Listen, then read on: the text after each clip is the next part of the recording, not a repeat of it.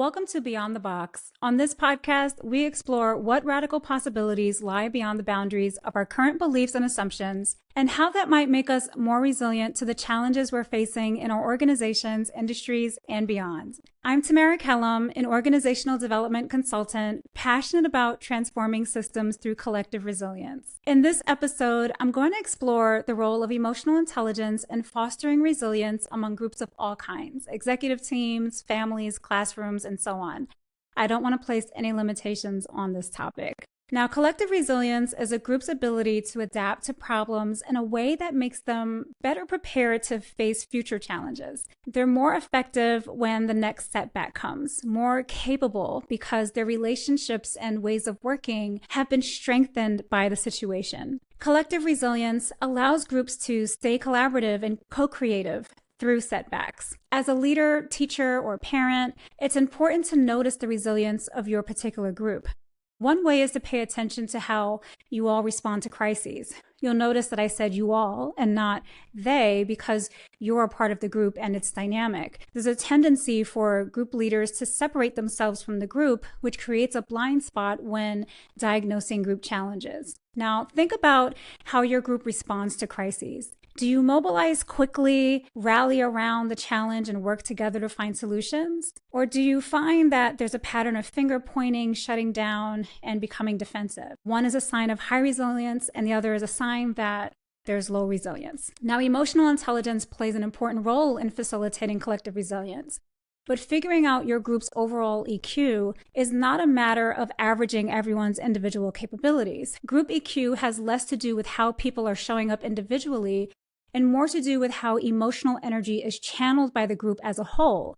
And that's influenced by the group's culture and context. When a group's emotional energy is acknowledged, managed, and directed well, it can adapt, recover, and move forward from challenges with greater resilience. Now, if you're an organizational leader listening in, the temptation here is to think that this is simply a hiring and screening issue. Let's just find people with high EQ and resilience and problem solved, right? Not really. For one, emotional intelligence isn't a fixed trait that some people have and others don't. It actually covers a range of skills and behaviors. We all have strengths in some areas and gaps in others, and every situation calls for different skills. For example, empathy is a vital ability, but there are instances where it can become a liability and where we need to lean on assertiveness a bit more instead. The other thing is our abilities don't always predict how we'll show up in certain situations or groups. Context matters. You could be a patient, easygoing person, but find yourself surrounded by hostile people and start acting more abruptly or defensively as a result. And that's because we adapt to our environment. That's why leaders need to ask, are we setting people up to succeed or fail? How is the environment impacting our people? Do they have the resources they need, or are we asking them to figure it out on their own and then blaming them when they can't?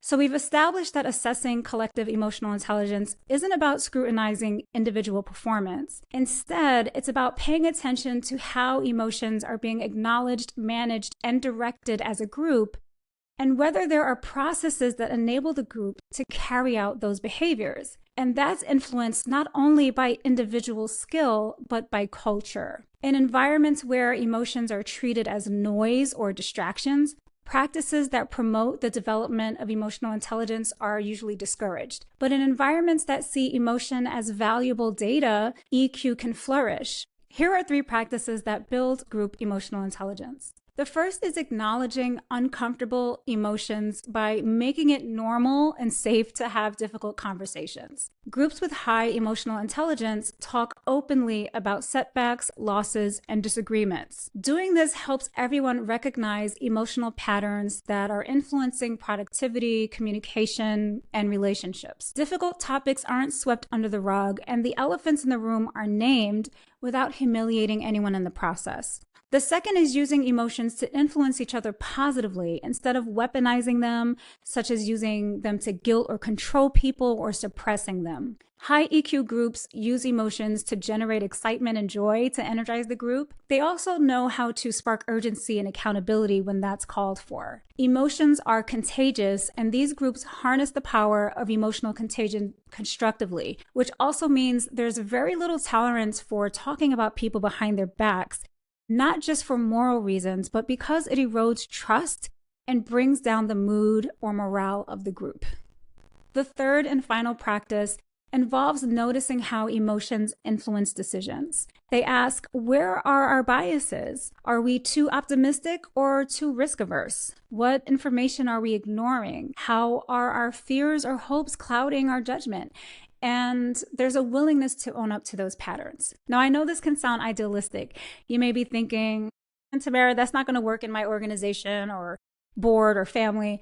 And that's because there are real barriers to being this open and vulnerable. For most of us, this is the exact opposite of how we've been taught to collaborate with others. In the last episode, I talked a little bit about this. I talked about the transactional, survival-based model of relating that drives most of our social behaviors and interactions. Fears around belonging and value fuel a tendency to control what we share, to keep quiet about our feelings, especially in the workplace. Unfortunately, this lack of transparency can erode trust in groups and weaken collective resilience. But in terms of how we relate to one another, I do think that things are shifting. Connections are becoming less about survival as our survival needs continue to be less salient in many different societies, and connections are being more about co-creation. Take marriage, for example.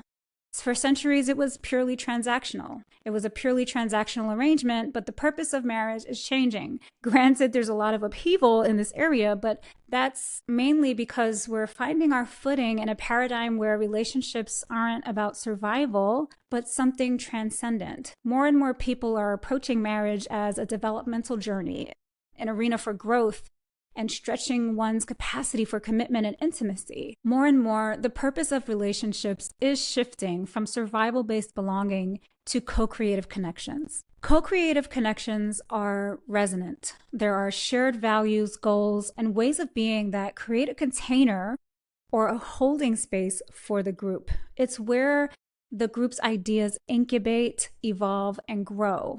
The challenge here, however, is maintaining that space when a new problem arises, because fear makes us shut down, lose focus, and become less creative and less collaborative. And this is where EQ meets collective resilience. Emotional intelligence gives us the tools to hold that co-creative space or find our way back to it when challenges arise. So to picture this, imagine a horizontal line, and above the line is what I call the zone of possibility. It's this bright, open, hopeful space where collaboration and co-creation thrive. Below the line is what I call the zone of disempowerment. Here, there's a focus on blame. Anger is aimed at people instead of harnessed to solve the problem. And destructive conflict stifles progress. Between these two zones is a transition space. Picture this space as a body of water, a river separating the two zones. I call this transition space the zone of ambivalence because when a problem hits, we're usually ambivalent about where we stand. We are often trying to figure out which way to turn and what to do, who to blame. Is it our fault? Is it someone else's fault? How did this happen? Right? So we're in this in-between state. Now, when I imagine crossing this territory, I like to picture a bridge, but you might see a raft or a sailboat or a surfboard, whatever resonates with you.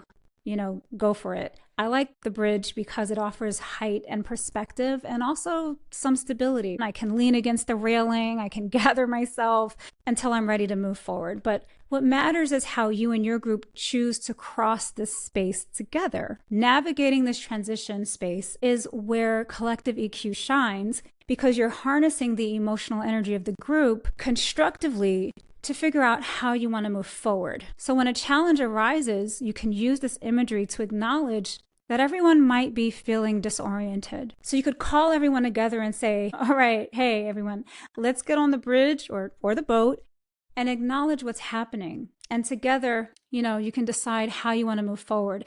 And that alone can be a powerful exercise for getting people to think about what it means to work together toward a solution. And it can also be powerful imagery for reminding everyone in the group that they're not alone, that they're not facing the problem alone, and that they don't have to isolate themselves. They don't have to shut down. They can lean on one another to get through it. So if you're a leader wanting to make your group more resilient and emotionally intelligent, here are 3 simple steps you can start with. And you can try this with your team, organization, or family. The first thing you want to do is start with building awareness within yourself, right? So start by reflecting on the last crisis you faced with this group. And what did you notice? What emotions showed up? And were they acknowledged or were they ignored? Did emotions consume the group or were they completely swept under the rug? How were those feelings channeled? How was that energy directed? And what role did you play in how the events unfolded? How did external factors influence the way everyone responded? The second thing you want to do is begin building trust between you and everyone in the group by taking time to speak with everyone one by one. Ask each of them about that same experience that you were reflecting on to get their experience of it, and allow them to share their experience without correcting their perspective or offering advice or even agreeing with them or disagreeing. Just listen and reflect back what you hear them saying about what they heard and saw and felt. This gives you a window into their world, a chance to see the situation through their eyes, and it builds a sense of safety and trust. The last thing you want to do is start building agreements. So once everyone has had an opportunity to share their experience, bring the group together and start co-creating strategies for how you all intend to face future challenges together. Draft shared agreements rather than rigid rules for how you'll support, challenge, and hold each other accountable moving forward. Give yourselves an opportunity to grow and evolve with each challenge and allow those agreements to evolve with you. Now, before I wrap up, just a quick note. I've done a lot of work around emotional intelligence in organizations through coaching, training, even operationalizing EQ, embedding them into different performance and talent management practices.